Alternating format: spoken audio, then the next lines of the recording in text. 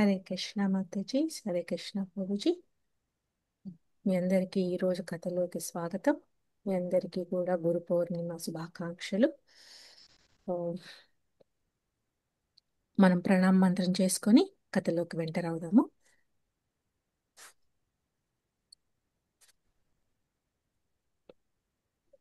ఓం అజ్ఞానతిమిరాంధస్య జ్ఞానాంజనశలాకయా చక్షురున్మిళితం येन తస్మై శ్రీగురవే నమః. శ్రీచైతన్యమనోభీష్టం స్థాపితం येन భూతలే స్వయం రూపా కథా మహ్యం దదాతి స్వపదాంతికం. నమో విష్ణుపాదాయ కృష్ణప్రేస్తాయ భూతలే శ్రీమతే భక్తివేదాంత స్వామిన్ ఇతి నామినే. నమస్తే సారస్వతే దేవే గౌరవాణి ప్రచారిణి నిర్విశేష శూన్యవాదే పాశ్చాత్య దేశతారిణి. జై శ్రీ కృష్ణ చైతన్య ప్రభు నిత్యానంద శ్రీ అద్వైత గదాధర శ్రీవాసాది గౌరభక్తవింద. హరే కృష్ణ కృష్ణ కృష్ణ హరే హరే, హరే రామ రామ రామ హరే హరే. ఓం నమో భగవతే వాసుదేవాయ. ఓం నమో భగవతే వాసుదేవాయ. ఓం నమో భగవతే వాసుదేవాయ. మీ అందరికీ మరొకసారి స్వాగతం. సో ఈరోజు ఎంత పర్వదినం అంటే గురు పౌర్ణిమ రోజు మనము ఆ ఈ గీత ఈ భగవద్గీతలో సెకండ్ చాప్టరు ఒక అతిపెద్ద చాప్టర్లో రెండవదన్నమాట. సో ఈ చాప్టరు ఎంతగా మనకి గీతా సారాన్ని గురించి తెలుసుకోబోతున్నాము. సో నేను ఒకసారి ప్రెజెంటేషన్ షేర్ చేస్తాను. మనకి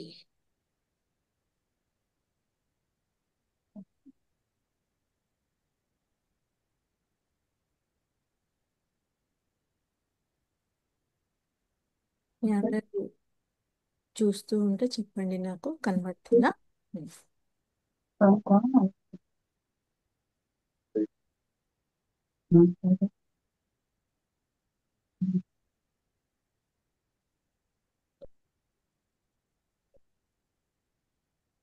రాధా మదన్ మోహన్ కి ప్రణామాలు చెప్పుకుంటూ మనం ముందుకు వెళ్దాము.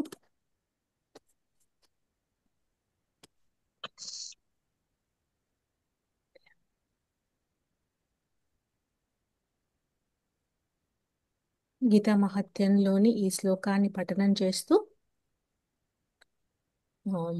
మనం ఒక్కసారి రీక్యాప్ చెప్పుకుందాము.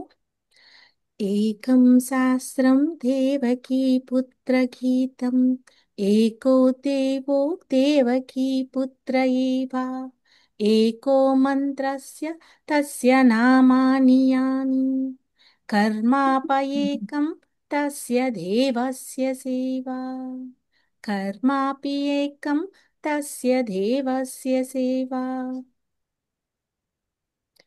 సో ఈ శ్లోకము చాలా మహత్తరమైందనమాట. సో మనకి గీతా మహత్యంలోని ఒక ముఖ్యమైన శ్లోకాన్ని తీసుకున్నాము.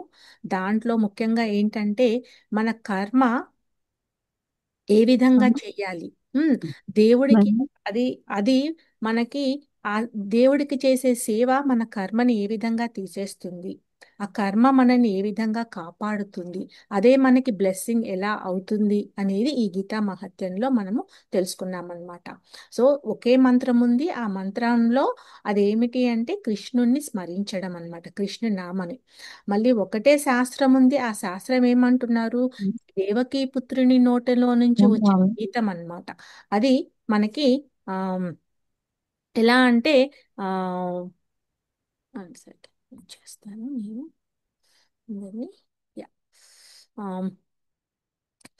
అంటే అది దేవకీ పుత్రుడైన ఆ వసుదేవుడి నుంచి మనకి ఈ గీతము ఈ పాట అనేది వచ్చింది కాబట్టి అది ఒకటే శాస్త్రంగా మనకి ఇక్కడ ఇవ్వబడింది అనమాట. సో మనం ఆ మంత్రం ఏంటో కూడా మనం లాస్ట్లో చూద్దాము. సో ఇప్పటి వరకు మనం ఒక్కసారి రీక్యాప్ చెప్పుకుంటే ఏంటంటే ఇది మనకి ఫోర్త్ సెషను. సో ఇప్పటి వరకు మనము గీత ఎందుకు తెలుసుకోవాలి అని, ఆ గీత యొక్క ప్రాముఖ్యత ఏంటి అని, ఈ భగవద్గీత ఆ, కేవలము ఆ, ఒక భగవంతుని నుంచి వచ్చిన పాట, అర్జునుడికి ఉపదేశించిన ఉపదేశం మాత్రమే కాదు, మన అంత ప్రతి ఒక్క మానవాళికి ఉపయోగపడే ఆ, ఒక సందేశం అన్నమాట. సో ఆ సంవాదము గీ దీన్ని సంవాదం అని కూడా అంటారు. సో ఈ సంవాదము ఎంత ముఖ్యమో అంటే మన జీవితంలో ఆ, ఒక ఒక ఒక పాఠం లాగా, ఒక లైఫ్ మాన్యువల్ లాగా ప్రతి ఒక్క జీవికి ఆ, బాల్యావస్థ నుంచి తర్వాత వృద్ధాప్యం వరకు కూడా మనకి అన్ని ఆ, ఉమ్, ఆశ్రమాల్లో ఇది ఉపయోగపడుతుందన్నమాట. సో అందుకని ఈరోజు మనము కర్మ గురించి యాక్చువల్గా పూర్తి సారాంశం గురించి తెలుసుకుంటాము. ఈ కర్మయోగంలో సెకండ్ చాప్టరు. ఫస్ట్ చాప్టర్లో మనం ఒక్కసారి రీక్యాప్ చేసుకుంటే ఏంటంటే అర్జునుడు ఏ విధంగా అంటే ధృతరాష్ట్రుడు ఏ విధంగా సందేశించాడు, ఉమ్, ఆ సందేహానికి ఆ, ఉమ్, సమాధానంగా సంజయుడు ఏ విధంగా సమాధానం చెప్పాడు, ఆ తర్వాత దుర్యోధనుడి యొక్క రాజకీయ చతురత, ఆ సైనిక పరిశీలన ఏ విధంగా జరిగింది, ఇవన్నీ తెలుసుకున్నాము. సో మనకి అర్జునుడికి ఏంటంటే ఒక ఆలోచన వచ్చింది. ఏంటంటే శ్రీకృష్ణుణ్ణి ఇరు సేనలను చూడడానికి రథాన్ని మధ్యలోకి తీసుకెళ్ళు అని తన ఆలోచనని ముందు పెట్టాడనమాట. అప్పుడు శ్రీకృష్ణుడు భక్తవత్సలుడు తన ఆ శిష్యుడిని ఆదేశాలను ఆ తీసుకొని తన రథసారథిని మధ్యలో ఆ, తీసుకెళ్లారు. సో అక్కడ తను ఏం చేశారు అని అంటే, చూడు నువ్వు చూడాలనుకున్నావు కదా సైన్యాలని, చూడు అని చూపించడానికి ప్రయత్నం చేశారనమాట. అప్పుడు అర్జునుడు ఏం చూశాడు అక్కడ అంటే, అక్కడ తన ఎంతో ఆ, యుద్ధం చేయాలి అని తన శత్రువర్గంలో ఉన్న వాళ్ళల్లో తన మిత్రులని, తర్వాత తన బంధువులను, తన గురువులను, ఆ తాతలను ముత్తాతలను, తన పౌత్రులను అందరినీ కూడా చూడడం స్టార్ట్ చేశాడనమాట. అంటే తనకి ఒక అటాచ్మెంట్ వచ్చింది. సో దాంట్లో అప్పుడు అర్జునుడికి ఏమనిపించింది అంటే, ఈ యుద్ధం చేయడం వల్ల అయ్యయ్యో నేను ఎంత పాపం చేయబోతున్నాను, ఈ యుద్ధం చేయడం వల్ల నా వాళ్ళని నేను కోల్పోతాను, దానివల్ల నాకు వచ్చేది ఏమీ ఉండదు, అంతా నష్టమే కనబడుతుంది అని తనకి ఈ 4 కారణాలు చెప్తాడనమాట. తనకి పాపం వచ్చేస్తుంది అనే భయం వచ్చేస్తుంది అనమాట. తర్వాత ఈ గెలుపులో నాకు ఎలాంటి సంతోషం కూడా ఉండదు అనుకుంటాడు. ఆ తర్వాత ఎలా అంటే ఎలాంటి కంపాషన్ వస్తుంది అని అంటే, ఆ దాంతో మ- అంటే అందరి బంధువులను చూసినప్పుడు తనకి గాంధీవధారి అయిన అర్జునుడు ఆ గాంధీవాన్ని తను వణుకుతూ, చేతులు వణుకుతూ, చెమటలు కారుస్తూ, తర్వాత శరీరం అంతా కూడా ఎలా అంటే ఒక వేడితో కంపిస్తూ తన గాంధీవాన్ని వదిలేస్తాడు. సో ఆ విధంగా చూస్తూ తర్వాత ఏంటంటే ఇంకా ఏం చెప్తున్నాడు అని అంటే, కుటుంబ సంప్రదాయాలు నాశనం అయిపోతాయి, తర్వాత విపరీత పరిణామాలే నాకు కనబడుతున్నాయి కానీ దీనివల్ల నాకు ఎలాంటి ఉపయోగం కనబడట్లేదు కృష్ణ అని తన అంటాడనమాట. సో దాంతో మనకు ఈ ఫస్ట్ చాప్టర్ అక్కడికి ముగిస్తుంది. సో ఫస్ట్ చాప్టర్ మొత్తం కూడా సెట్టింగ్ ది సీన్ అండి. సో ఇప్పుడు ఏంటంటే, ఇప్పుడు మనకు సెకండ్ చాప్టర్లో మొత్తం భగవంతుడు మాట్లాడడం స్టార్ట్ చేస్తాడు. సో ఇక్కడ ఈ సెకండ్ చాప్టర్ ఎంత ఇంపార్టెంట్ అంటే, మనకి ఈ ఈ భగవద్గీత యొక్క పూర్తి సారము మనం ఈరోజు తెలుసుకోబోతున్నాము. సో మనకు ఉన్న సమయము చాలా తక్కువ. ఈ 40 నిమిషాలు 50 నిమిషాల్లో మనము ఆ దీన్ని పూర్తి చేయడానికి చూద్దాం. సో ఈ మన ఆచార్యులు ఈ చాప్టర్ని 5 భాగాలుగా విభజించారు. సో ఫస్ట్ భాగంలో ఏంటంటే అర్జునుడి యొక్క అనిశ్చిత, ఉమ్, తర్వాత అనిశ్చిత పరిస్థితి మరియు శ్రీకృష్ణుని గురువుగా అంగీకరించడం గురించి తెలుసుకుంటాము. తర్వాత భాగాన్ని ఆత్మజ్ఞానం. సో ఆత్మజ్ఞానం అనేది చాలా ఇంపార్టెంట్. ఇక్కడ ఎవరికైనా ఏదైనా ప్రశ్నలు ఉంటే డియర్ డివోటీస్, మీరు చక్కగా మనకి ఇది అయిపోయిన తర్వాత ఆ ప్రశ్నోత్తరాల సమయంలో మనం చర్చించవచ్చు. ఎందుకంటే ఈ ఆత్మ శరీరానికి ఆ, యొక్క ప్రత్యేకత మనకి బాగా అర్థం కావాలి అన్నమాట. అది ఒక ఆ ఆత్మ యొక్క విశ్లేషణ మనకి అర్థం కాకపోతే మనము ఎలా అయిపోతుందంటే ఈ శరీరంతో ముడిపడిన అటాచ్మెంట్లో కూడిపోయి మనము భగవంతుడికి దగ్గర అవ్వడానికి సమయాన్ని కేటాయించలేకపోతామన్నమాట. అందుకని దీనినే సాంఖ్యయోగమని, జ్ఞానయోగమని ఈ ఈ ఈ రెండవ భాగం అనేది చాలా ఇంపార్టెంట్. సో ప్లీజ్ మీరందరూ కూడా అటెన్షన్ పే చేయడానికి ప్రయత్నించండి. తర్వాత మూడో భాగం ఏంటంటే సకామ కర్మ. స్వధర్మ నిర్వహణ గొప్ప సుఖము కలుగజేయును. ఇక్కడ ఏంటంటే కర్మలు ఎన్ని రకాలుగా ఉంటాయని, దానిలో మనకి సకామ కర్మ అంటే ఏమిటని ఇదంతా కూడా తెలుసుకుంటాం అన్నమాట. కానీ సకామ కర్మ కన్నా నాలుగో భాగం ఏం చెప్తున్నాడంటే నిష్కామ కర్మయోగం. దాన్నే బుద్ధి యోగం అన్నమాట. అంటే ఆ నిష్కామ కర్మయోగంలో మనం కర్మ చేస్తాము, కానీ ఫలితాలను మాత్రం ఆశించమన్నమాట. సో ఆ ఆశించకుండా ఎలా ఫలితాలను మనము అంటే ఫలితాలను ఆశించకుండా కర్మ ఎలా చేస్తాము అనేది వివరంగా మనం తెలుసుకుందాము. తర్వాత లాస్ట్ సెక్షన్ ఏంటి అంటే స్థితప్రజ్ఞుని లక్షణాలు. ఆ స్థితప్రజ్ఞుని లక్షణాలు ఏంటి అని అంటే అతడే జీవన్ముక్తుడు. ఆ జీవన్ముక్తుడు ఎలా అంటే అతనికి ఆత్మ ఆ పరమాత్మతో సంధానమైపోతుందన్నమాట. సో పరమాత్మను ప్రతి క్షణము చూడగలుగుతాడు. ఆ స్థితప్రజ్ఞుడంటే ఎవరు, ఆ స్థితప్రజ్ఞుడికి ఉండాల్సిన లక్షణాలేంటి, అతనికి చేరుకోవడానికి మనం చేయాల్సిన ప్రయత్నాలేంటి, అవన్నీ కూడా అంటే స్థితప్రజ్ఞుడి స్థితికి చేరుకోవడానికి ఒక జీవాత్మ, ఒక జీవుడు ఏ విధంగా ప్రయత్నం చేయాలి అనే దాంట్లో ఈ చాప్టర్ మనకి ముగిస్తుంది. సో మనం ఫస్ట్ చాప్టర్కి వెళ్దాం. ఫస్ట్ సెక్షన్కి వెళ్దాం. సో ఇంకోటి ఏంటంటే మన ఆచార్యులు ఇక్కడ ఇంకో అక్రోనియం కూడా ఇచ్చారు. ఏంటంటే ప్రతి దానికి చాప్టర్కి మన అక్రోనిమ్స్ కూడా చెప్పుకుంటున్నాం కదా. సో దాంతో మనకేంటంటే గుర్తు ఉంటుందన్నమాట ఈ చాప్టర్లో ఏమేమి కంటెంట్స్ ఉన్నాయని. సో ఫస్ట్ చాప్టర్ మనం ఏమనుకున్నాము, డౌట్ అనే అక్రోనియంతో మనము తెలుసుకున్నాము. ఇప్పుడు ఏంటంటే సెకండ్ చాప్టర్ ఇది గీత అనే అక్రోనియం. సో జీ అంటే గురు. సో ఫస్ట్ 10 శ్లోకాలను మనకి గురువును ఏ విధంగా అంగీకరించాలి, గురువు యొక్క ప్రాముఖ్యత ఏంటి, అసలు గురువుతో మనకి ఉన్న సంబంధం ఏమిటి, గురువు మనకి ఏ విధంగా ఆ ఆ, ఆ, కనబడతాడు అనేది విషయాలు మనం తెలుసుకుంటాము అన్నమాట. తర్వాత రెండవది ఏంటంటే ఐ వచ్చి ఐడెంటిటీ. సో ఆ ఐడెంటిటీలో మనం ఎవరము అని అంటే పలానా పేరు చెప్పడమో, పలానా వాళ్ళ అమ్మాయిననో, పలానా వాళ్ళ ఆమ్, భార్యననో, పలానా వాళ్ళ తల్లిననో అలా మనము చెప్పుకోవడం కాదు. అసలు మన ఐడెంటిటీ ఏంటి, మనము అంటే ఈ శరీరమా లేకపోతే శరీరంలో ఉన్న ఆత్మన అనే విషయాలు మనం అక్కడ ఈ ఐడెంటిటీ సెక్షన్లో తెలుసుకుంటాము. టీ అంటే మనకి టూ ధర్మాస్ అన్నమాట. సో ఆ టూ ధర్మాస్ ఏంటంట, స్వధర్మ, నిత్యధర్మ. సో స్వధర్మం అంటే ఏమిటి, నిత్యధర్మం అంటే ఏంటి, వాటిని అసలు ఆ ధర్మము మనం ఏ విధంగా పాటించాలి అనేది తెలుసుకుంటాము. తర్వాత లాస్ట్ వచ్చి లెటర్ ఏ అంటే ఆత్మారామ. అంటే మన ఆత్మస్వరూపం అన్నమాట. సో అంతరాత్మ మనకి లోపల ఉన్న ఆత్మారామ ఏ విధంగా వెలబడతాడు బయటికి, అంతరంగంగా ఉన్న పరమాత్మ మనకి బహిరంగంగా ఎలా కనబడతాడు అనే సెక్షన్లో మనం స్థితప్రజ్ఞుడి గురించి తెలుసుకుంటామన్నమాట. ఆ స్థితప్రజ్ఞుని చూసినప్పుడు మనకి ప్రత్యక్షంగా భగవంతుణ్ణి చూసినట్టుగా అనిపిస్తుంది అనమాట. అందుకని ఆత్మారామ అని ఆ సెక్షన్ని ఇక్కడ ఆచార్యులు మనకి చెప్పారు. సో మనకి ఇక్కడ ఇంకోటి ఏంటంటే మనము చిన్నప్పటి నుంచి కూడా సహస్రనామాలు చదువుతూ ఉంటాం, లలితా సహస్రనామాలు, విష్ణు సహస్రనామాలు అలా చదువుతూ ఉన్నప్పుడు మన ఉవాచ అనేది వస్తూ ఉంటుంది. ఉవాచ అంటే పలకడం.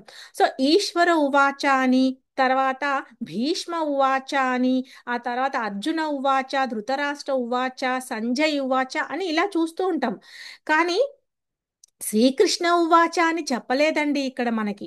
మనకి ఏం చెప్పారు అంటే భగవద్గీతలో శ్రీ భగవాన్ ఉవాచ అన్నారనమాట. సో వేదాల సారాంశము, అందరు వేదాలు, అందరు గురువులు ఆచార్యులు తనని భగవంతుడిగా చేశారు. అంటే కృష్ణావతారము సంపూర్ణ అవతారం అన్నమాట. ఆ సంపూర్ణ అవతారాన్ని ఎందుకు అంటే తన 6 సంపదలతో ఉంటాడు. ఆ 6 సంపదలు మనం ఎప్పుడూ గుర్తుపెట్టుకోవాలి. ఇది మన నిద్రలో ఉన్నా కానీ ఈ 6 సంపదల గురించి మనం తెలుసుకోవాలి. సో ఫస్ట్ సంపద ఏంటంటే ఐశ్వర్యం. తన ఐశ్వర్యము ఎలాంటిది అని అంటే అతను లక్ష్మీపతి. ఉమ్, లక్ష్మీదేవే తన పాదసేవనం చేసుకుంటూ ఎప్పుడు తన వక్షస్థలంలో ఉంటుందన్నమాట. సో అతనికి ఐశ్వర్యానికి లోటు లేదు. సో అతను ఐశ్వర్యపతి, లక్ష్మీపతి.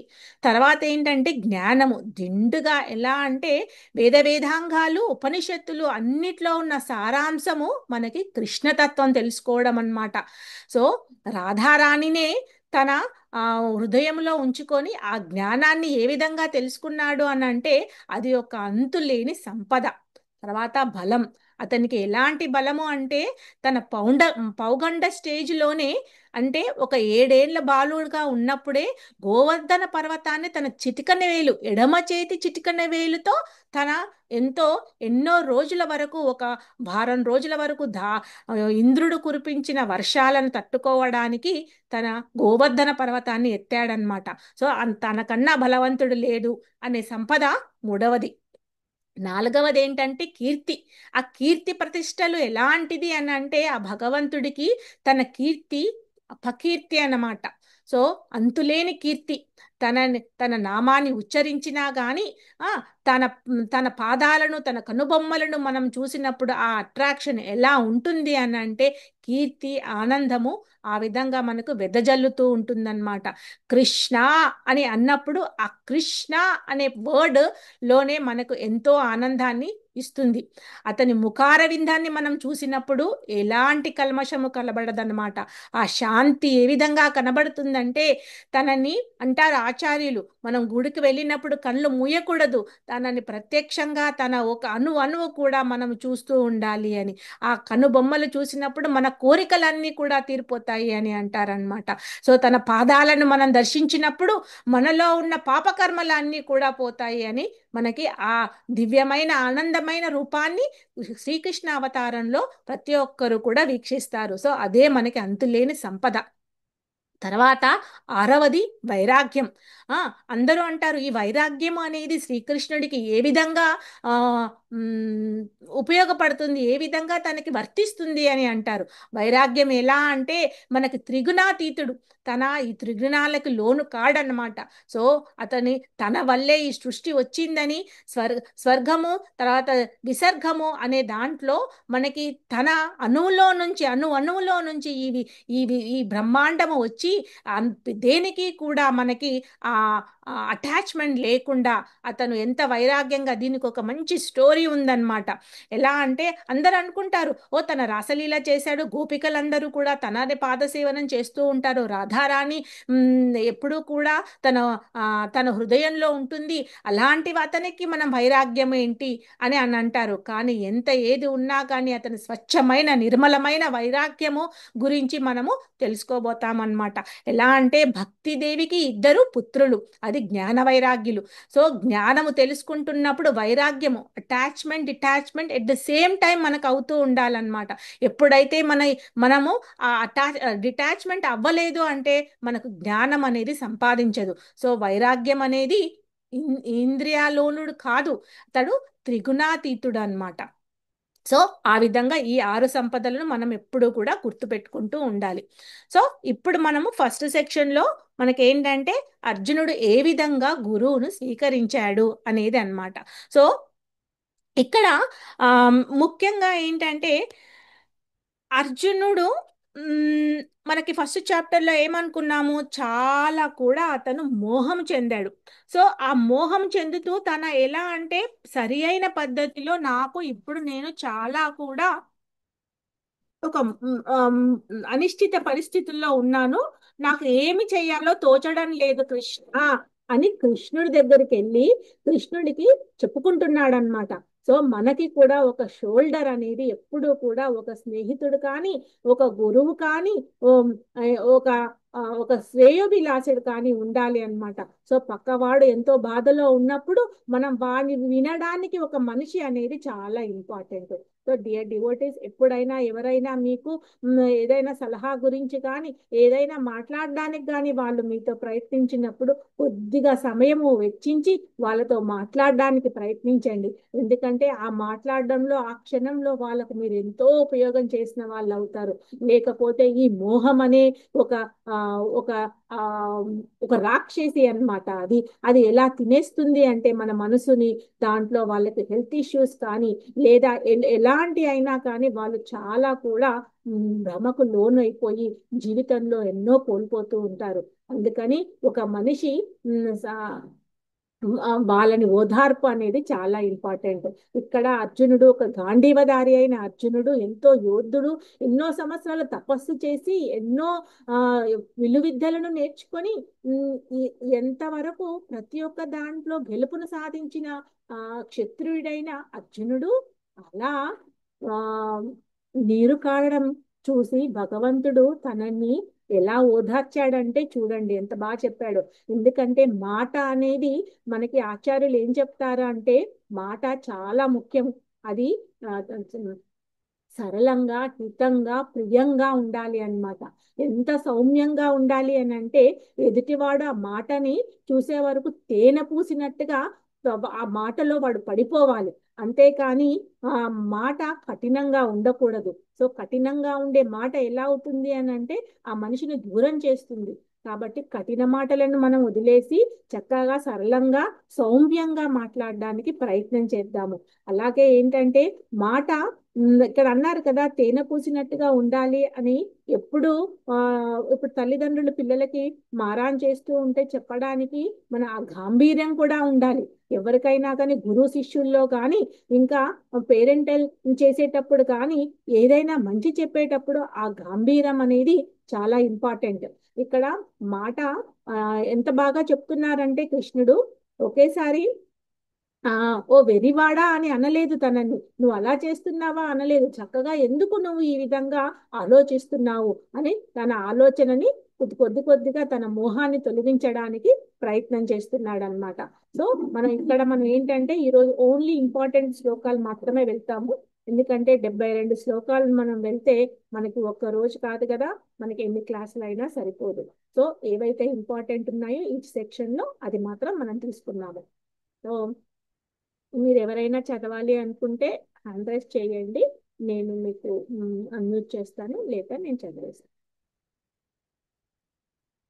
సో 2.7 ఏంటంటే కార్పణ్యదోషో ఉపహాత స్వభావ పృచ్ఛామి త్వం ధర్మ సమ్మూఢచేత యశ్చేయా స్యాన్నిశ్చితం బ్రూహి తన్మే శిష్యస్తేహం సాధిమాం త్వం ప్రపన్నం. సో అర్జునుడు ఏం చెప్తున్నాడంటే లోభం యొక్క బలహీనత వలన నేను మోహానికి గురైతిని కృష్ణ. సో నాకు ధర్మమునందు మోహమునందిన వాడై నిన్ను నేను అడుగుతున్నాను. ఏమని అడుగుతున్నాడంట? ఏది నాకు మిక్కిలి హితకరమో నిశ్చయముగా తెలుపుము. నాకు తెలియట్లేదు, అదేమిటో నువ్వే చెప్పు కృష్ణ అని అడుగుతున్నాడు.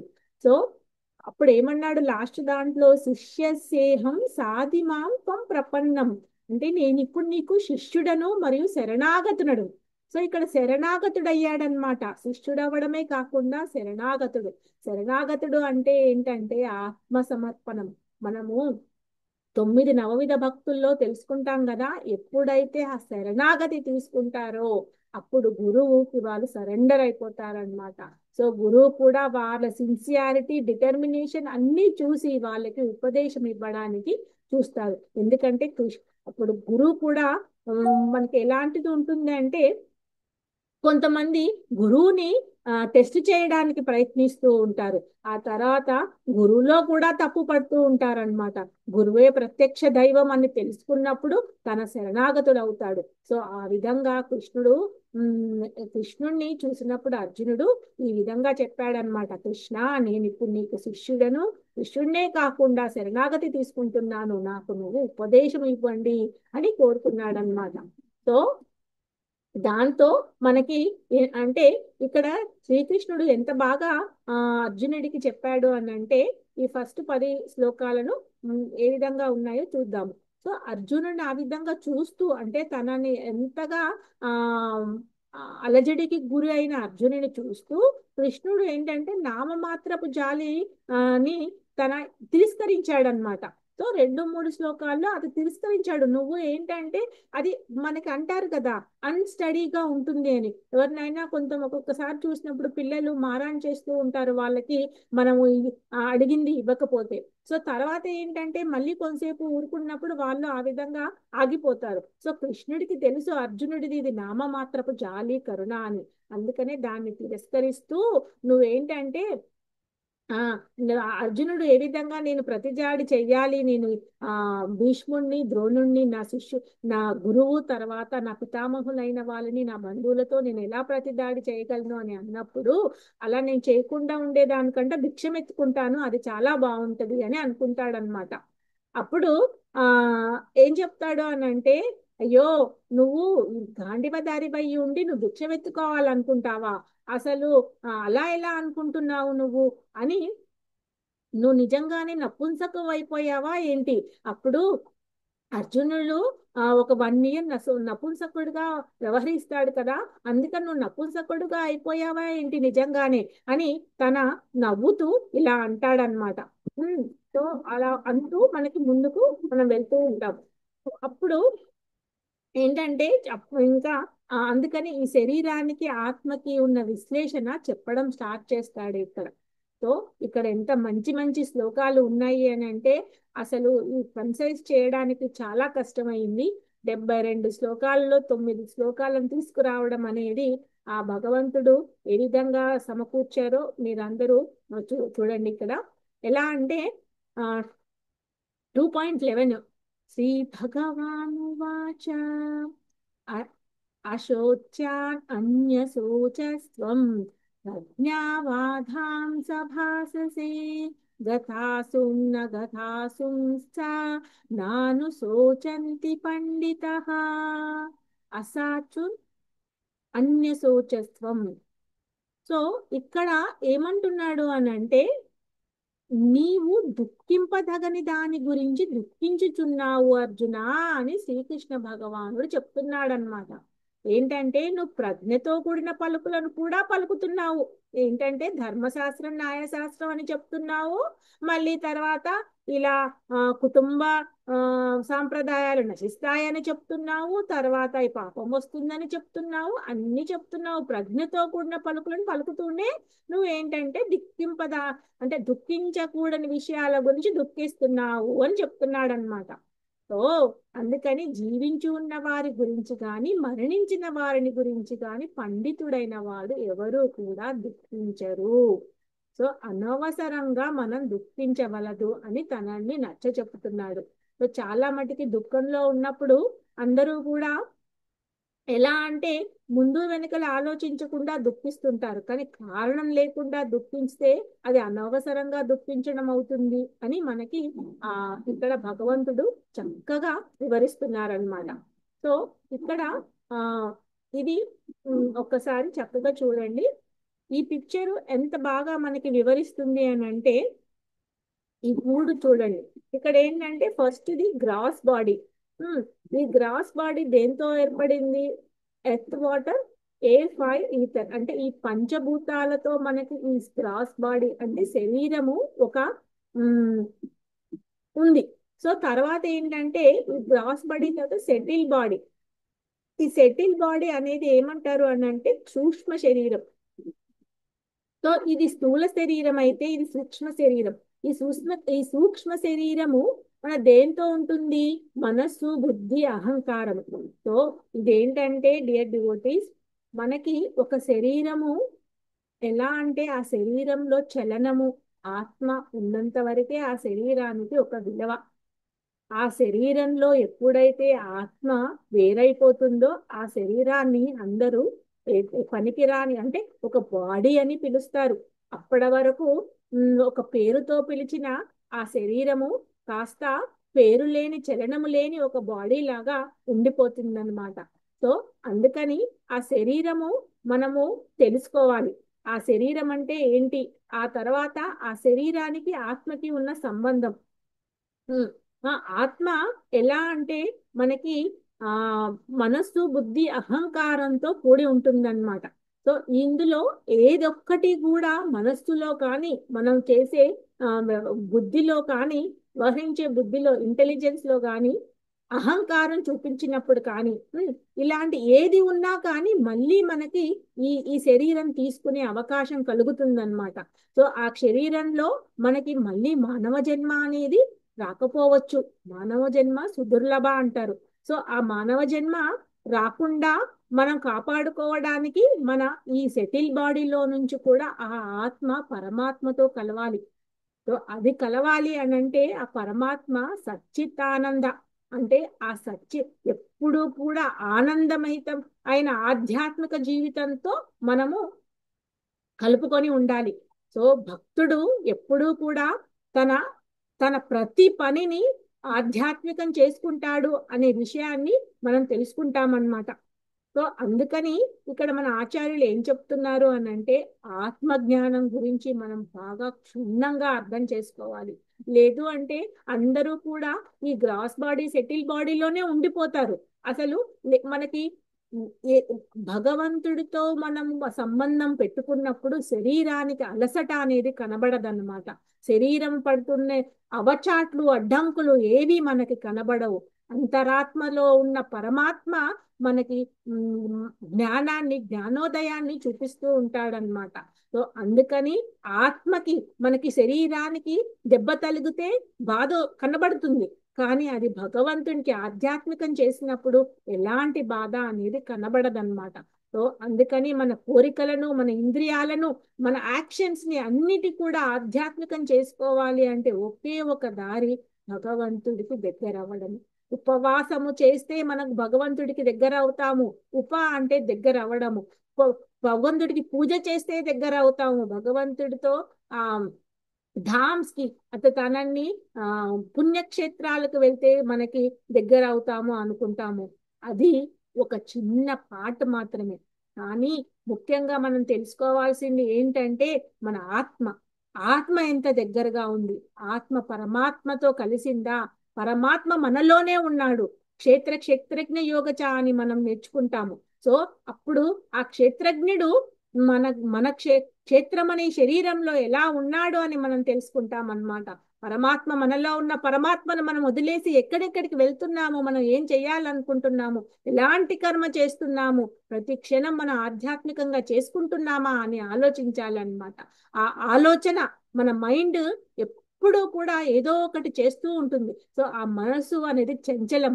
ఆ మనస్సుని భగవంతుడికి మనం ఏ విధంగా కలపాలి, ప్రతి ఒక్క కర్మని మనం భగవంతుడికి ఏ విధంగా దాన్ని అందించాలి అనేది ఈ ఆత్మ శాస్త్రము మనకి చెప్తుంది ఇక్కడ, ఆత్మ జ్ఞానం. సో అందుకని ఈ ఆత్మ గురించి బాగా తెలుసుకోవాలి డివోటీస్. సో నెక్స్ట్ ఏంటంటే అందుకని ఇక్కడ ఇంకొకటి ఏంటంటే శరీరం అంతటా వ్యాపించి ఉన్న ఆత్మని అర్థం చేసుకోవడానికి చైతన్యం అంటారు. సో ఆ చైతన్యము కూడా 5 రకాలైన చైతన్యం ఉంటుందన్నమాట ఇక్కడ. సో దాన్ని ఒక జంతువుల్లో ఒకలాంటి చైతన్యం ఉంటుంది.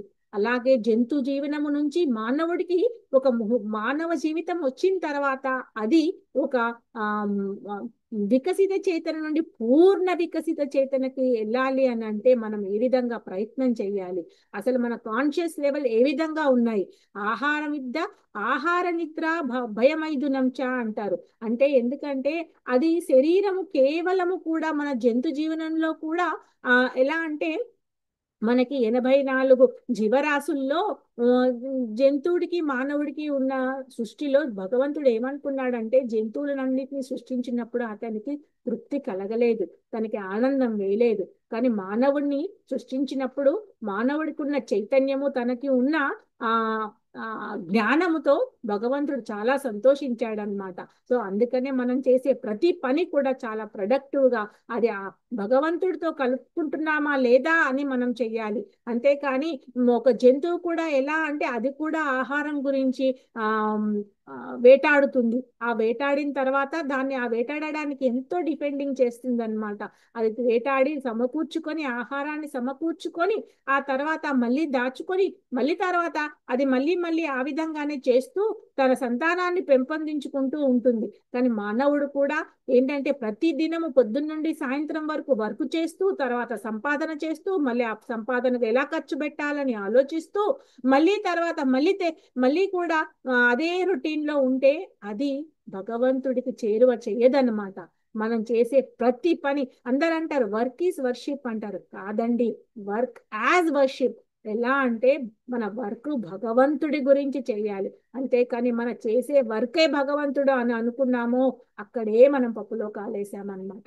అందుకని ఇక్కడ ఆ ఆత్మ గురించి చెప్తున్నాడు. ఆత్మలో ఉన్న చైతన్యం. సో అది ఎంత ఆ సైజులో ఎంత చిన్నదంట అంటే మన వెంట్రిక వెంట్రికను తీసుకొని ఆ వెంట్రికలో కొన అయిన ఆ కొనలో 100% అంటే 10,000 వంతుని అంటే 10,000 సార్లు దాన్ని కట్ చేస్తే వచ్చే పరిమాణం ఏదైతే ఉందో అది ఆత్మ సైజ్ అంట.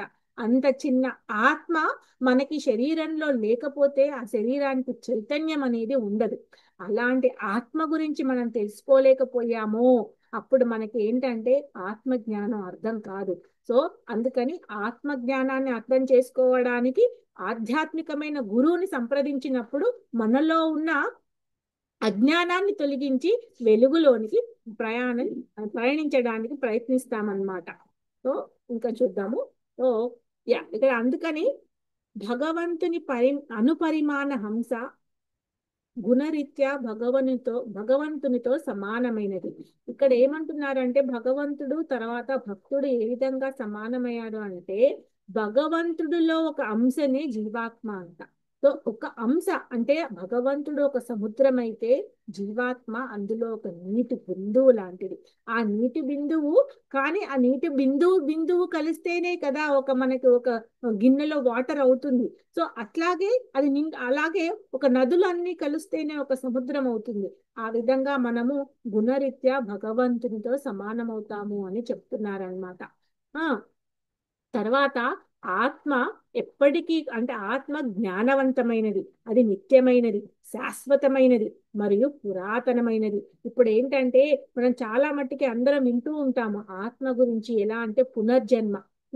సో చాలా మంది ఇంతకు ముందు పునర్జన్మ అంటే నమ్మేవాళ్ళు కాదు. ఇప్పుడు ఎన్నో వింటున్నాము మనం టీవీల్లో కానీ ఇంకా చాలా న్యూస్ ఛానల్లో కానీ చాలా చూస్తూ ఉంటాము. ఎలా అంటే పునర్జన్మ గురించి ఎంతో మంది తన పునర్జన్మని చక్కగా చెప్తూ అందులో ఏంటంటే మన కర్మ అనేది మనం తీసుకుంటూ ఉండాలి. ఇక్కడ కర్మని మనము ముందుకు పై లోకాలకు వెళ్ళడానికి ఉండాలి, కానీ అధమ లోకాలకి నెట్టేయడానికి ఉండకుండా మన కర్మని మనం చేస్తూ ఉండాలన్నమాట. అందుకని ఇక్కడ ఏమంటున్నారు అని అంటే ఎలాంటి కోరిక ఉన్నా ఈ శరీరంలో ఉన్నప్పుడే ఆ కోరికని భగవంతునితో మనం కలుపుకోవడానికి ప్రయత్నం చేయాలి. ఆత్మ ఎప్పటికీ కూడా ముసలిది కాదు. అందుకే నామమాత్రం ముసలివాడు కూడా తన బాల్యంలో లేదా యవ్వనంలో కలిగి ఉన్న ఉత్సాహాన్నే కలిగి ఉంటాడు. మనం చాలా వరకు చూస్తూ ఉంటాము సినీ యాక్టర్స్ కానీ ఎవరైనా కానీ ఇప్పుడున్న లేటెస్ట్ జనరేషన్ లో తాతలు ముత్తాతలు అమ్మమ్మలు నానమ్మలు వాళ్ళందరూ కూడా మనవళ్ళు మనవరాలతో ఎంత చక్కగా ఉత్సాహంతో డాన్సులు చేయడం కానీ కలిసిమెలిసి ఉండడం కానీ అంటే వాళ్ళల్లో అలా ఆ ఆత్మలో ఎలాంటిది కూడా వాళ్ళకి వయసులో ముసలయ్యారు అని అనిపిస్తుందే కానీ ఆత్మ ఎప్పటికీ కూడా ముసలిది కాదన్నమాట. దానికి ఉండే ఉత్సాహం ఎప్పటికీ అలాగే ఉంటుంది అని మనకి ఇక్కడ చెప్తూ ఉన్నారు. తర్వాత ఇంకోటి ఏంటంటే మనము కృష్ణుడి నుండి ఎలా భిన్నంగా ఉన్నాము. ఒకసారి టైం ఎంత అయిందో చూసుకొని కొంచెం ఫాస్ట్గా వెళ్దాం అంటే. యా. సో మనం కృష్ణుడి నుండి ఎలా భిన్నంగా ఉన్నాము. సో కృష్ణుడు చాలా ఇది ఎలాగో కృష్ణ భగవానుడి గురించి మనం తెలుసుకున్నాం కదా దాంట్లో అన్నమాట. సో అది తర్వాత ఇంకొకటి ఏంటంటే చాలా మంది ఏమవుతారు అని అంటే మరణము అనేది ఆ ఒక ముగింపు అనుకుంటారనమాట. అది కాదు, మరణం అనేది పరివర్తననే కానీ ముగింపు కాదు అని మన ఆచార్యులు చెప్తున్నారు ఇక్కడ.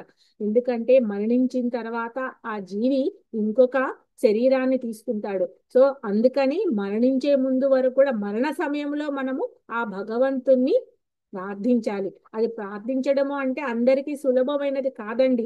అందుకనే భక్తి యోగం చేస్తూ సాధన చేస్తూ ఉన్నప్పుడు ఆ అంతకాలంలో మనకి భగవంతుడి నామం తెలుసుకుంటామన్నమాట. అందుకని ఇక్కడ ఆ అంటే భాగవతంలో ఆ, మనము చూస్తామన్నమాట.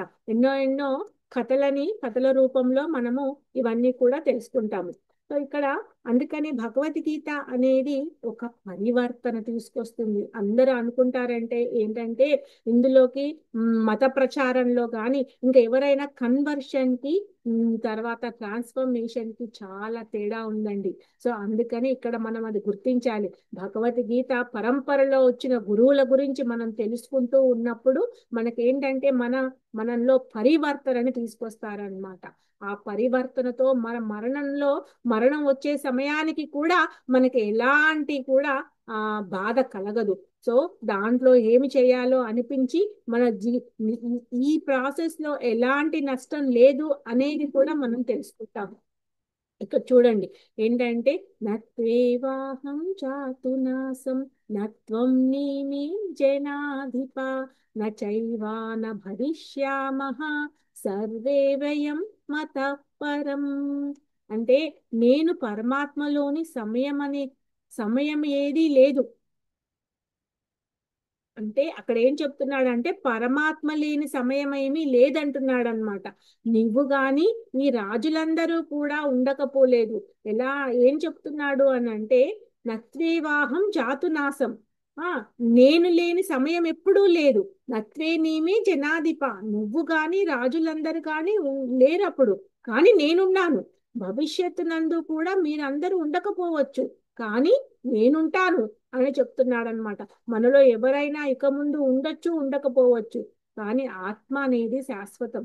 ఆ ఆత్మ, అందుకని ఆత్మని పరమాత్మతో కలిపేంత వరకు మనము మనస్సులో కూడా ఎలాంటి కల్మషాన్ని కానీ ఎలాంటి ఆ ఆందోళన కానీ మనం పెట్టుకున్నాము అంటే మళ్ళీ కూడా మనము ఆ జన్మ తీసుకుని అంటే ఈ జన్మ మృత్యు జరావాదిలో పడిపోతామన్నమాట.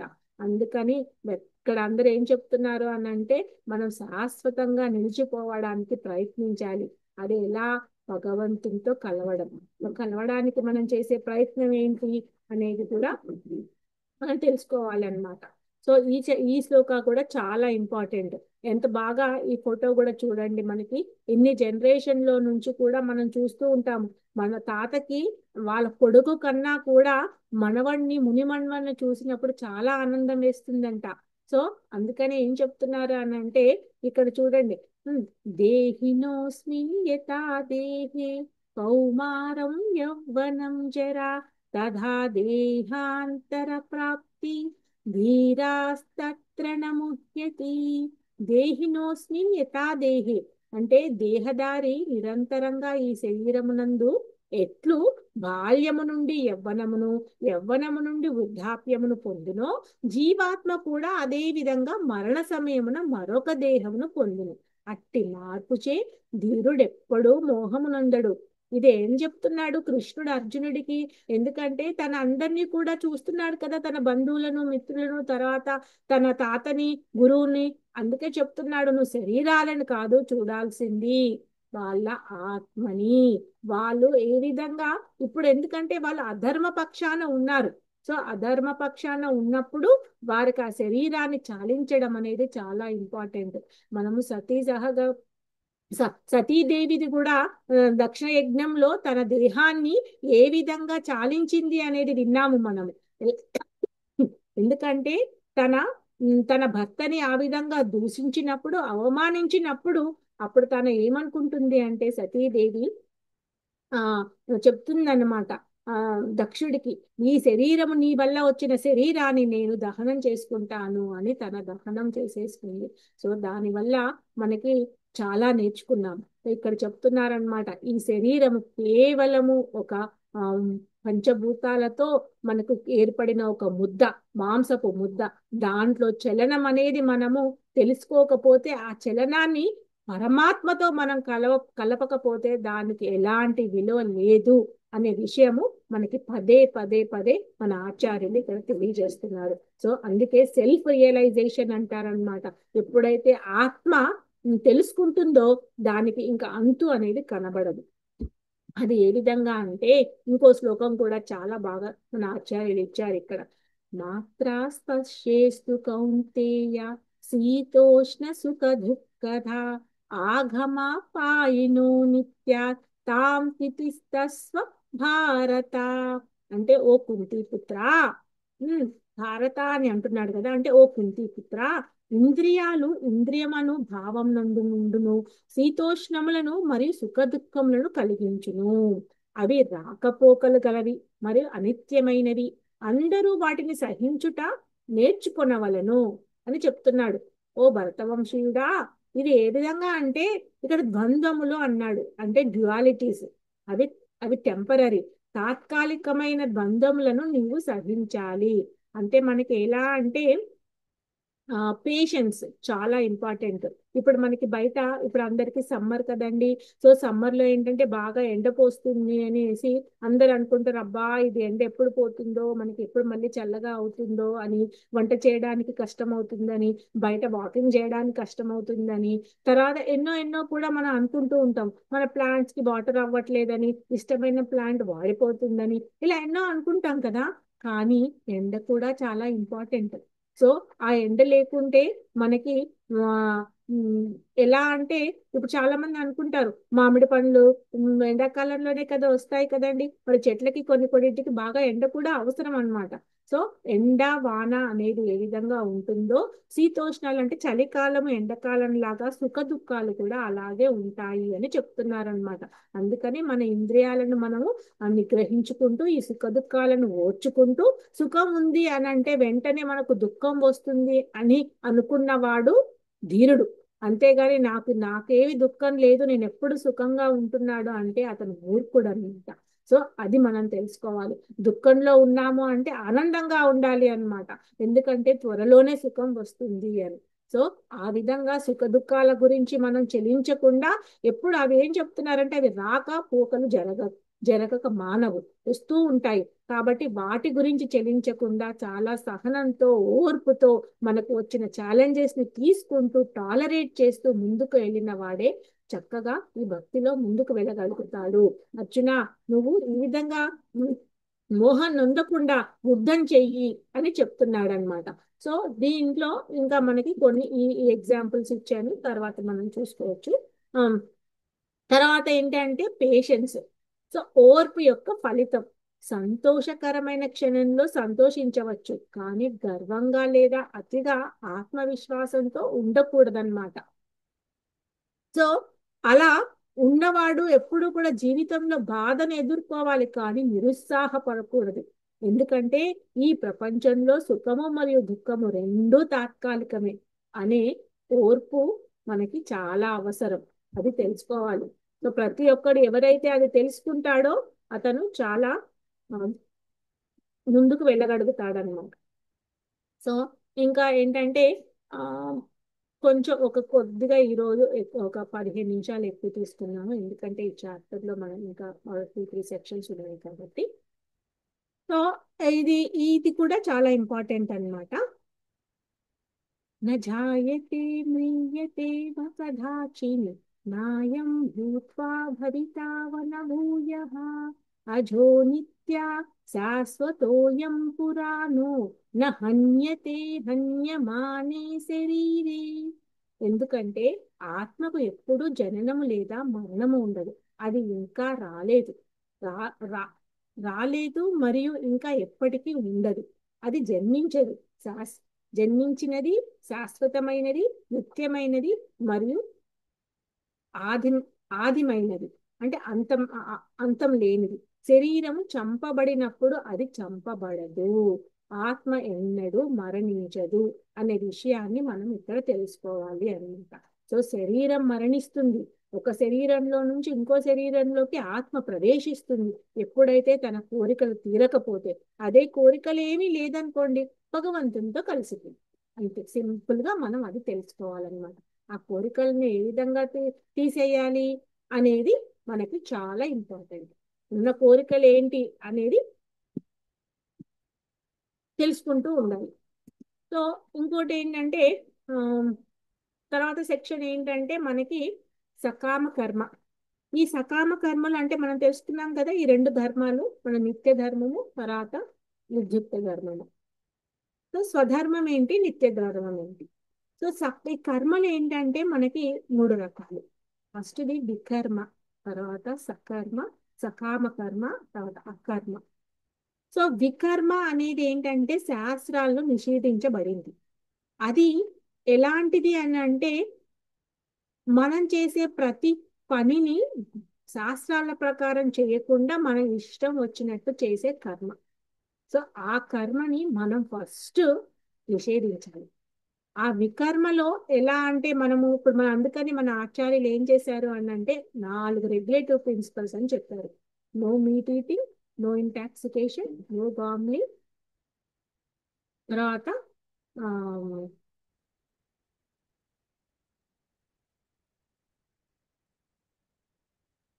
ఇంకోటి ఏంటంటే మళ్ళీ మళ్ళీ intoxication,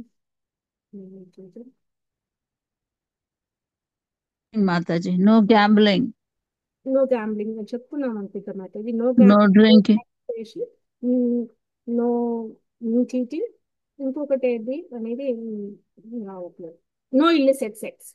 so no illicit. Yeah, so ఆ 4 అన్నమాట.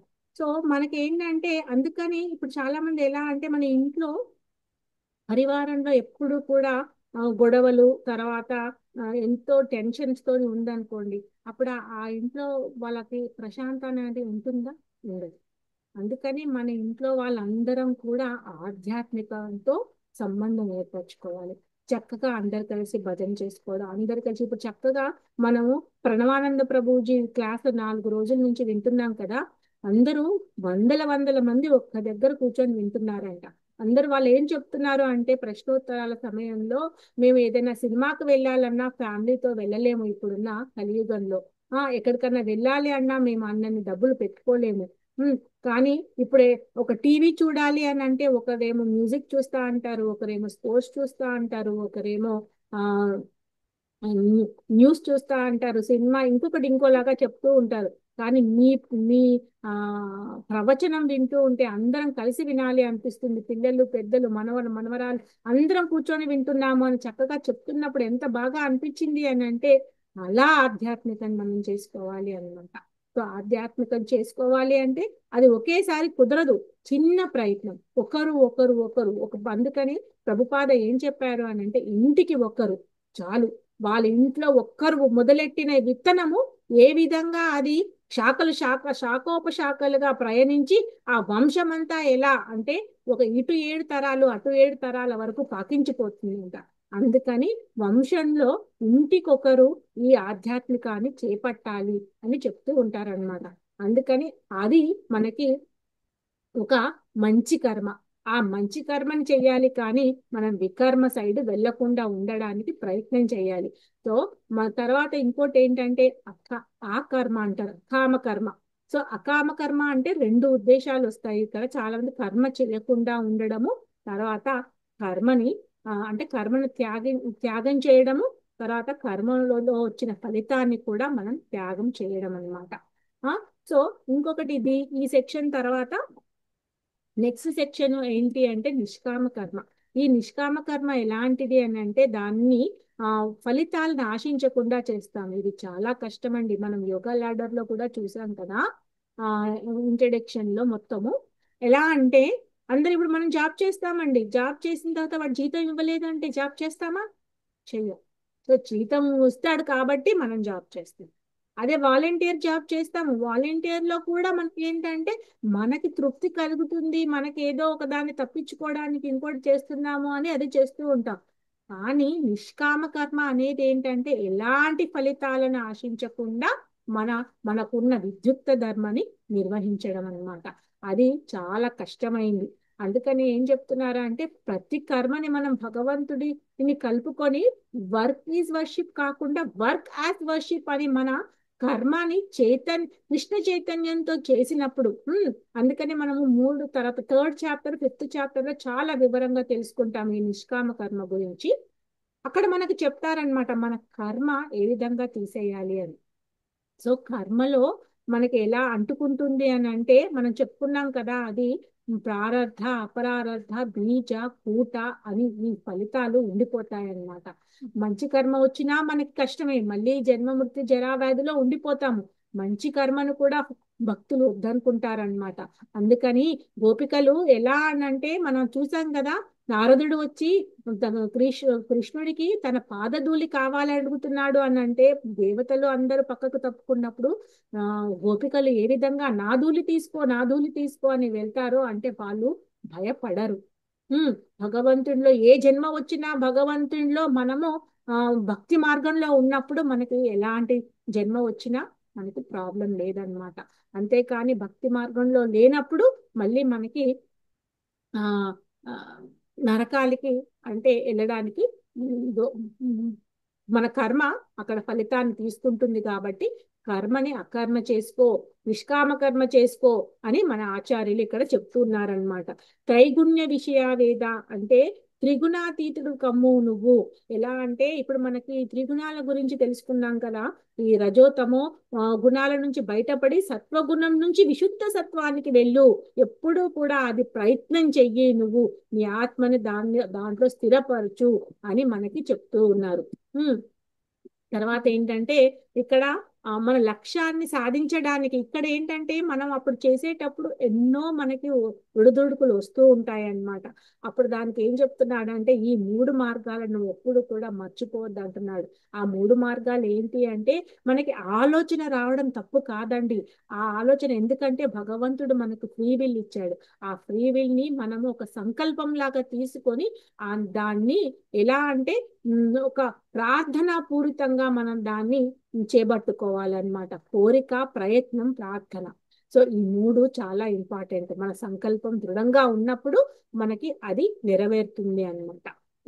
సో అందుకని భక్తిలో ఉన్నవాడు సోమరితనాన్ని ఆ ఉండడు ఇంకా.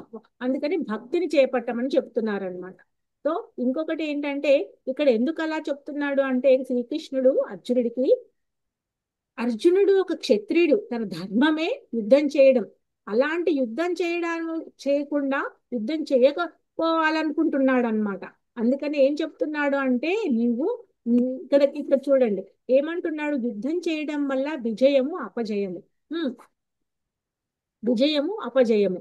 సో నువ్వు యుద్ధం చేయకపోయావనుకో అప్పుడు నీకు పాపం వస్తుంది, అపకీర్తి వస్తుంది, విమర్శ వస్తుంది అని అర్జునుడు అన్న మంటలకి ఇతను చెప్తున్నాడు. అలా ఎలా నీకు పాపం వస్తుంది, నువ్వు చక్కగా విజయాన్ని వచ్చిందనుకో నీకు రాజ్య ప్రాప్తి వస్తుంది. సో రాజ్యం వస్తుంది, ఆ విధంగా ధర్మం జయిస్తుంది. అలాగే నువ్వు ఒకవేళ యుద్ధంలో ఓడిపోయావనుకో స్వర్గ ప్రాప్తి వస్తుంది. అంతేకాని నీకు పాపం రాదు కదా, నువ్వు యుద్ధం చేస్తే చాలా ఉత్తమంగా ఉంటుంది అని తనని నచ్చ చెప్తూ తనని యుద్ధం చేయడానికి ప్రేరేపిస్తున్నాడు అన్నమాట. సో ఇక్కడ ఇంకొకటి ఏంటంటే ఇప్పుడు విద్యార్థులు అందరూ కూడా చాలా పరీక్షలు చదవడానికి ఎంతో ప్రయత్నం చేస్తారండి. అప్పుడు ఏంటంటే ప్రయత్నం చేస్తూ ఉన్నప్పుడు దాంట్లో మనం ఏంటంటే క్వశ్చన్ పేపర్ నాకు నచ్చింది రావాలి, నేను చదువుకున్నది రావాలి, నేను ఏదైతే నేర్చుకున్నానో అదే రావాలి అనేది స్వార్థం అండి. కానీ మనం నేర్చుకున్నది చక్కగా అక్కడ మనము రాసినప్పుడు భగవంతుడు నువ్వు మనం చేసిన ప్రయత్నానికి చక్కగా మనకి ఫలితాలని ఇస్తాడనమాట. ఏ డిస్టింక్షన్ లో పాస్ అవ్వకపోయినా పాస్ మార్కులతో పాస్ అవుతారు అని చెప్తున్నారు. తర్వాత ఇది మనకి ఈ చాప్టర్ లో ముగింపు శ్లోకం అన్నమాట. అంటే మనకి ఇది ఇంపార్టెంట్ అయిన శ్లోకం. సో ఫిఫ్త్ సెక్షన్ ఏంటంటే స్థితప్రజ్ఞ లక్షణాలు. ఆ స్థితప్రజ్ఞుని లక్షణాలు ఎలా అంటే జీవన్ముక్తుడైన యొక్క లక్షణాలు. ఇందులో నాలుగు విషయాల గురించి చెప్తున్నాడు. ముఖ్యంగా ఏంటంటే అర్జున ఉవాచ స్థిత ప్రజ్ఞస్య కా భాష సమాధిస్తస్య కేశవ స్థితా స్థితాధి ప్రభాషేత కిమాసీత వ్రజేత కిం. కా భాష అంటే ఏమని చెప్తున్నాడు అని అంటే ఆ జీవన్ముక్తుడైన వ్యక్తి యొక్క లక్షణాలు నాలుగు రకాలుగా ఉంటాయంట. అతను ఏ విధంగా మాట్లాడతాడని కానీ, అతను ఏ విధంగా ఆ అంటే అతను యూజ్ చేసే పలుకులు ఏ విధంగా ఉంటాయని కానీ, తర్వాత అతను ఏ విధంగా కూర్చుంటాడని కానీ, ఏ విధంగా నడుస్తాడని కానీ మనకి చెప్తూ ఉంటారనమాట. అంటే అక్కడ ఏంటంటే నడవడము అంటే ఏదో నడుచుకుంటూ వెళ్ళిపోవడం అని కాదండి. ఇక్కడ ఏం చెప్పారంటే ఆచార్యులు, మనము ఎప్పుడైనా కానీ ఒక కామన్ మ్యాన్ కి గ్రేట్ మ్యాన్ కి చాలా డిఫరెన్స్ ఉంటుందండి. గురువులు ఏంటంటే ఎగ్జాంపులరీ రోల్ ప్లే చేయాలి. లేదు అని అంటే వాళ్ళని చూసి మిగతా కామన్ మ్యాన్ ఏమనుకుంటారండి. అందుకని ఏం చెప్తున్నాడంటే మన ఇంద్రియాలను ఆ గురువు ఎలా అంటే ఇంద్రియ నిగ్రహుడై ఉంటాడనమాట. ఇక్కడ స్థితప్రజ్ఞుడు లక్షణాల్లో అదొక లక్షణం. ఉమ్, అతను ఇప్పుడు దానికి ఉదాహరణగా మన ఆచార్యులు ఆ తాంబేలుని చెప్పారు. తాంబేలు ఎలా అంటే ఏదైనా వస్తుంది అంటే తన అన్ని అవయవాలను ముడుచుకుంటుంది అనమాట. ఆ విధంగా మనకి ఎప్పుడైనా ఛాలెంజెస్ ఫేస్ చేసినప్పుడు కానీ, ఏదైనా అడ్డంకులు వస్తున్నప్పుడు కానీ దాన్ని ముందుగానే పసిగట్టి మనము దాన్ని ఓర్పుతో సహనంతో మనం ఎదుర్కొంటామో అవన్నీ కూడా స్థితప్రజ్ఞుని లక్షణాలు అన్నమాట. మాట్లాడేటప్పుడు సౌమ్యత్వము, తర్వాత ఒక హితంగా ఎదుటివాడికి హితంగా ఉండేటట్టుగా మనం మాట్లాడే మాట స్థితప్రజ్ఞుడి ఇంకొక లక్షణం అన్నమాట.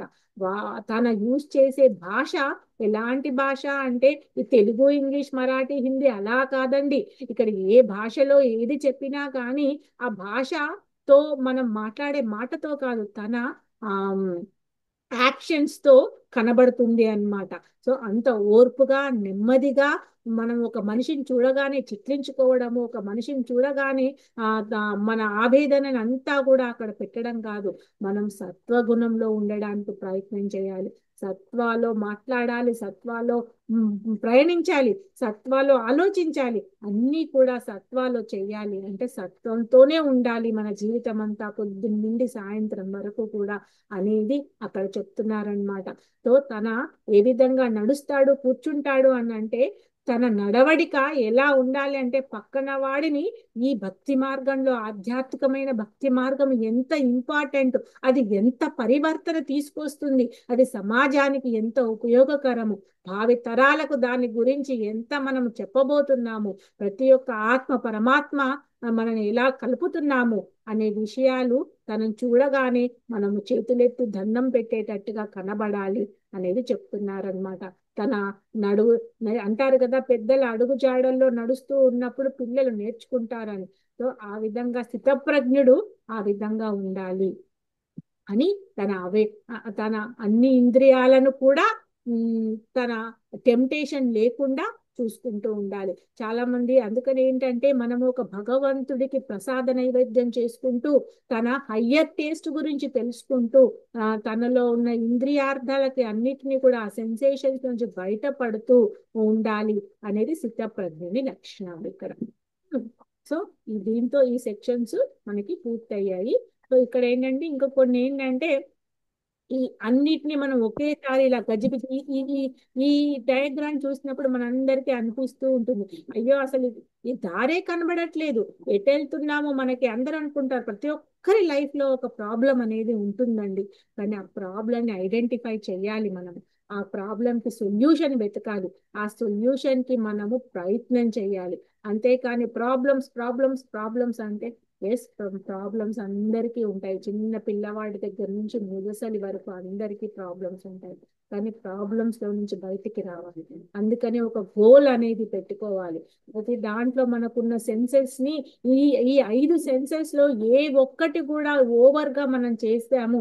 ఇప్పుడు కను చూపు ఉందండి, ఈ చూపుతో మనం ఏంటంటే భగవంతుడికి సంబంధించిన విషయాలను తెలుసుకొని ఆయనకు సంబంధించిన విషయాలను చూస్తూ ఉంటే అది మనకి మంచిది.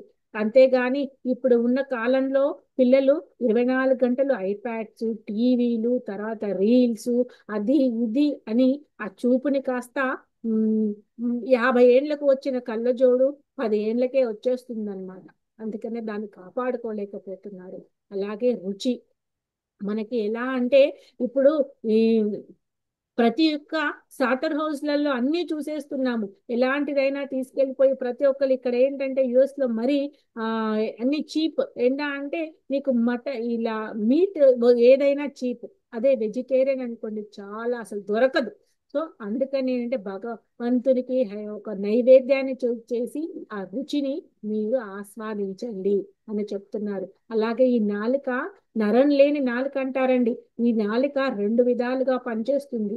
రుచి చూడడమే కాదు మాట్లాడడం. ఆ మాట్లాడడం ఎదుటివాన్ని మనల్ని ముందుకు తీసుకెళ్లే దారిలో ఉండాలి, కానీ వాడిని ఇంకా పతనం చేస్తూ కిందికి పడిపోయే దారిలో వేయకూడదు అన్నమాట.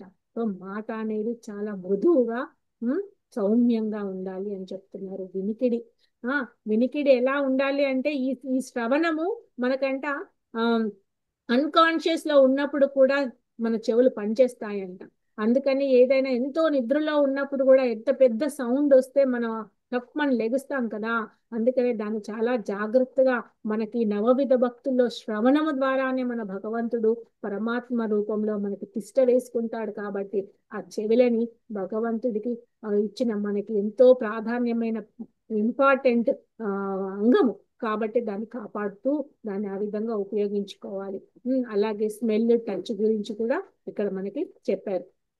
ఆ ఇది ఇంకొకటి ఏంటంటే మనస్సుని నియంత్రణలో లేకపోతే అతడు ఏ విధంగా పతనం చెందుతాడు అనేది అనమాట. సో ఆలోచన రావడం తప్పు కాదండి, కానీ ఆ ఆలోచన ఎలా అంటే మన ఆలోచనని ఒక సరి అయిన మార్గంలో పెట్టుకుంటూ, లేదా ఆ కామానికి గురైపోయితే అది కుదరలేదనుకోండి, అప్పుడు మనకు కోపం వచ్చేస్తుంది. ఆ కోపంతో మనకి ఎలా అంటే మోహం వచ్చేస్తుంది. ఆ విధంగా మనకి బుద్ధి మందగిస్తుంది. ఆ బుద్ధి మందగించినప్పుడు మొత్తం పతనం అయిపోతాడనమాట. అందుకనేసి ఎప్పుడు కూడా ఆలోచనతో ఆ ఆందోళన లేకుండా ఆలోచనతో భగవంతుడి పని చేస్తున్నాము ఇక్కడ అందరము. ఇప్పుడు మీ అందరి వల్ల నాకు ఈ అవకాశం దొరికింది. సో మనం అందరం కలిసి పూజ చేస్తున్నాము. అందరం కూడా ఈ ఈ ఈ ఇక్కడ గీతా పారాయణం అనేది ఒక గంగాతో గంగలో స్నానం చేసినట్టుగా అన్నమాట. మన పాపాలను మనము తీసేసుకుంటున్నాము. సో ఎంత నిర్మలంగా ఉండాలి అని అంటే మన భౌతిక కోరికలు అనేవి అన్ని కూడా అలల లాంటిది అనమాట. ఆ అలలు ఎలా అంటే మళ్ళీ సముద్రంలో కలుస్తూ, సముద్రం ఎప్పుడైతే నిశ్చలంగా ఉంటుందో అందరూ వాటర్ ని చూస్తూ అక్కడ ఉండిపోతారు చూడండి. ఆ విధంగా మన పనులు అనేది ఉండాలి.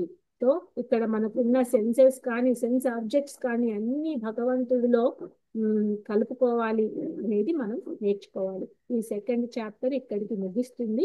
దీంట్లో భక్తి యోగా ఎంత ప్రాధాన్యమైనదని, కానీ భక్తిలో మనము ఇది వీటిని ఏ విధంగా భక్తి యోగంలో మాత్రమే వీటన్నిటిని మనం పెట్టగలమండి. లేకపోతే ఇవన్నీ కూడా పతనానికి దారి తీస్తాయి అన్నమాట. అందుకని మన ఆచార్యులు చెప్తున్నారు, మనకున్న ప్రతి ఒక్క సెన్స్ ని భగవంతుని దాంట్లో ఉపయోగించండి. అప్పుడు మీకు ఆనందము, తర్వాత శాంతి తప్పకుండా కలుగుతాయి అని చెప్తున్నారు. సో అందుకని ఇప్పుడు మన దివ్య చిత్రపటంలో కూడా మనం చూసుకుంటే ఇక్కడ మనకు చక్కగా కనబడుతూ ఉంటుంది. ఇక్కడ మనం చూసాం ఎంతగా ఈ ఈ సైడ్ ఈ లెఫ్ట్ సైడ్ లో నిష్కామ కర్మయోగం చేస్తూ, ఇది ఎంత కష్టమైన మార్గము, మనం చేయలేము. ఎందుకంటే జాబ్ చేస్తూనే మనము దాంట్లో మనకి ఒక 1000 రూపాయలు వచ్చాయి అనుకోండి, 900 రూపాయలు దానం చేస్తామా అండి? 100 రూపాయలు దానం చేయడానికే ఎంతో వెనక ముందు అవుతూ ఉంటాము.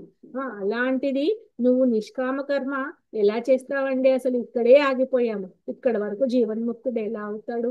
అందుకని అందరూ కూడా అది ఏంటంటే ఈ విధంగా ఆలోచించకుండా మనము భగవంతుని ఏ విధంగా చేరుకోవాలి భక్తి మార్గంలో ఒక దృఢ శ్రద్ధతో. అది కూడా ఈ వికర్మని ఫస్ట్ వదిలేసేయాలి. మనం ఈ వికర్మను వదిలేస్తూ మన కర్మను కర్మార్పణం చేసుకుంటూ, అంటే విష్ణువుకి అర్పించుకుంటూ, మనం ఒక దైవీ వర్ణాశ్రమ పద్ధతిలో మన శ్రద్ధతో అందరితో ఇలా మనం ప్రతి వారం కూడా సాధు సంఘ అంటే సాధువులతో సాంగత్యం చేయడం అన్నమాట. ఎప్పుడైతే పరంపరలో ఉన్న గురువులని సాంగత్యం చేస్తూ వాళ్ళతో మనము కలిసి ఉంటూ వాళ్ళతో ఈ విధంగా మనం ప్రవచనాలు వింటూ ఆ తర్వాత అసోసియేట్ అవుతూ ముందుకు వెళ్తాము భజన క్రియలతో. మనకి ఏంటంటే మనలో ఉన్న కామ క్రోధ మదమాశ్చర్యాల అనే అనర్థ నివృత్తి నుండి బయటపడి ఒక నిష్ట రుచి స్టేజ్కి వెళ్ళి భగవంతుడి పైన ప్రేమ భావం అనేది కలుగుతూ ఉంటుందన్నమాట. ఆ విధంగా మనం భగవంతుని చేరుకుంటాము.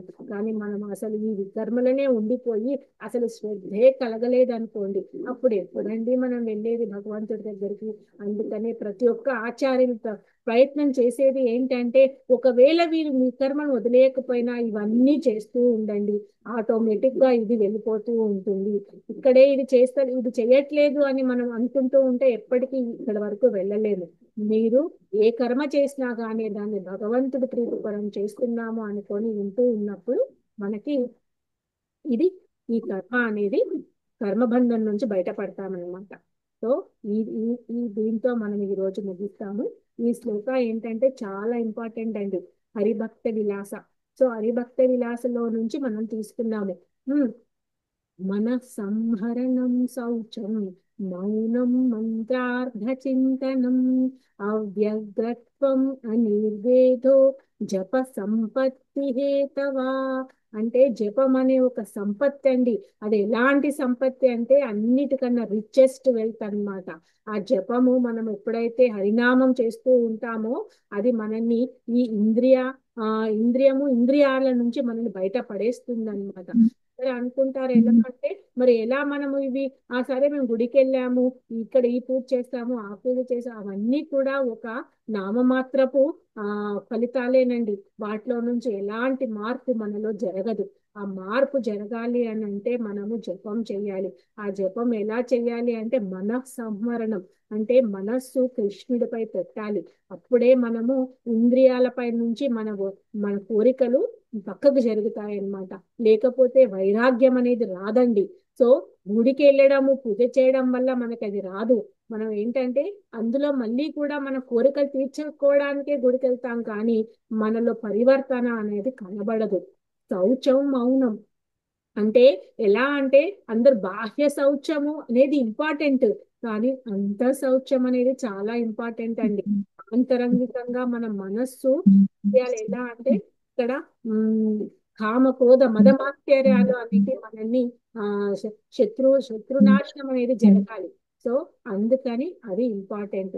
మౌనంగా మనం ఏంటంటే దీన్ని ఎవరైనా మాట్లాడినప్పుడు వినడం కానీ, అవసరమైనప్పుడు మాత్రమే, తర్వాత ప్రయోజనకరంగా ఉన్నప్పుడే మనం మాట్లాడుతూ ఉండాలి. అది అది మౌనం అన్నమాట. తర్వాత మంత్రార్థ చింతన. మనం మంత్రము ప్రతి ఒక్క అక్షరాన్ని కూడా ఎంత బాగా మనం చేస్తూ ఉండాలి అని అంటే, మనం జపించేటప్పుడు ఎల్లప్పుడూ కూడా కృష్ణుణ్ణి ప్రేమగా ప్రాణ స్నేహితుడుగా, తర్వాత అతడే మన ప్రొటెక్టరు, తర్వాత అతడే మన రక్షకుడిగా మనము ఇక్కడ భావించాలి అన్నమాట. ఇక్కడ ఓర్పుతో ఉండాలి. అవ్యగ్రత్వం అంటే ఓర్పుతో, అంతేకాని హడావిడిగా ఏదైనా ఇప్పుడు మనం జపం చేసేయాలండి, ఇప్పుడు మనకు 16 రౌండ్స్ చేసేయాలి అని ఆచార్యులు చెప్తుంటారు. అంటే దానికి ఏంటంటే నువ్వు ఒక 2 గంటల పాటు చక్కగా కూర్చొని చక్కగా ఈ ఈ భగవన్నామ స్మరణలో ఉంటావు అని మనం చెప్తారు. అంతేగాని హడావిడిగా నేను ఏదో చేసేసాను అంటే చేసేసాను అని అలా ఒక రోజు ఒక రౌండ్ చేసి ఇంకో రోజు ఇంకో రౌండ్ చేసి అలా కాదు. స్థిరంగా డిటర్మైండ్ తో ఎప్పుడు కూడా ఒక అంకె అనుకొని దాంతో చేయాలి అని మనకు చెప్తూ ఉన్నారనమాట. తర్వాత అనిర్వేదో అంటే మనం ఎప్పుడు కూడా నిరాశ పడకూడదండి. మనకి ప్రతికూల ఆలోచనలు వస్తూ ఉంటాయి, కానీ వాటిని అన్నిటిని కూడా మనము పాజిటివ్ గా మార్చుకోవాలి, అంటే సానుకూలంగా మార్చుకోవాలి. అంతేకాని నిరుత్సాహపడిపోయి మనము ఇలా ఆ ఈ అద్భుతమైన ఈ సంపత్తిని మనము ఆ చేసుకో బయటపడకూడదన్నమాట. సో ఇది మనకి మహామంత్రం. ఏం చెప్తున్నారు అంటే ఇది కులశేఖర్ అల్వాల్ మనకు చెప్పారనమాట. శత్రుఛేదేక మంత్రం సకలముపనిషద్వాక్య సంపూజ్య మంత్రం సంసారోచ్ఛేద మంత్రం సముచిత తమస సంఘ నిర్యాణ మంత్రం సర్వేశ్వైర్యేక మంత్రం వ్యసన భుజగ సంధష్ట సంత్రాణమంత్రం జిహ్వే శ్రీకృష్ణమంత్రం జప జప సతతం జన్మ సాఫల్యమంత్రం జిహ్వే శ్రీకృష్ణమంత్రం జప జప సతతం జన్మ సాఫల్యమంత్రం. సో మన జన్మను సాఫల్యం చేయడానికి ఈ శ్రీకృష్ణ మంత్రము మన జిహ్వ అంటే నాలిక ద్వారా ఉచ్చరిస్తేనే ఈ జన్మ అనేది సఫలమవుతుందండి. అందరము ఒకేసారి హరే కృష్ణ మహామంత్రం చెప్తామండి. హరే కృష్ణ హరే కృష్ణ కృష్ణ కృష్ణ హరే హరే రామ హరే రామ రామ రామ రామ హరే హరే. హరే.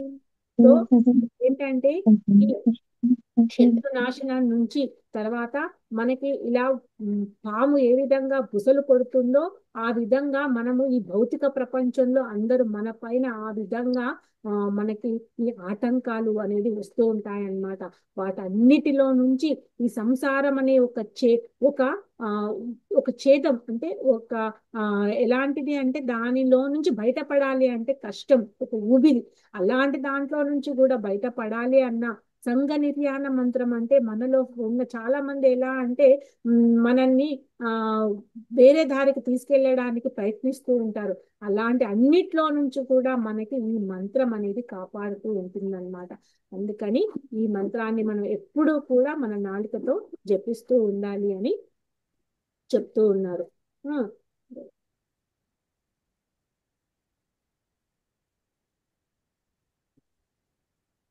సో ఈ రోజు ఇక్కడ కాపేద్దాము. సారీ డివోటీస్, మనకు కొంచెం లేట్ అయింది. బట్ వాంఛాకల్పతరుభ్యశ్చ కృపాసింధుభ్య ఏవ చ పతితానాం పావనేభ్యో వైష్ణవేభ్యో నమో నమః. अनंत कोटि वैष्णव वृंद की जय, शील प्रभुपाद की जय, शील गुरुदेव की जय, जय चैतन्य चंद्रा की जय। हरि हरि।